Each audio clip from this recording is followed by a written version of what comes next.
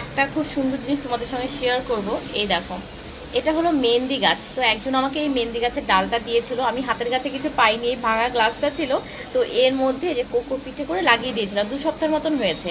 তো নতুন চারা মানে পাতা বেরোচ্ছে, তার মানে শিকড় বেরিয়ে গেছে। তো এখন এটাকে এই প্লাস্টিকের এটায়, এখানে কোকোপিট আর মাটি দুটোই একসাথে আছে।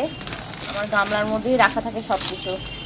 নিচে মাটি দিয়ে তারপর উপরে কোকোপিটগুলো দিব, তাহলে আর কোনো অসুবিধা হবে না। দেখি এটার কি পরিস্থিতি। বাবারে, বের করতেই তো কষ্টকর। এই যে দেখো, বললাম না সুন্দর শিকড় বেরিয়েছে। এই দেখো, এবারে বসিয়ে দেবো এখানটা। তো এই যে হয়ে গেছে ফাইনালি, এই দেখো লাগিয়ে দিয়েছি। এদের প্রতি আমার যেন অন্যরকম একটা ভালোবাসা কাজ করে, সত্যি সারাদিন ওদের সঙ্গে থেকে যেতে পারবো আমি। একে এখন রোদে দিব না, মোটামুটি 2-3 দিন ঘরেই রাখবো, তারপরে একটু রোদে দেবো।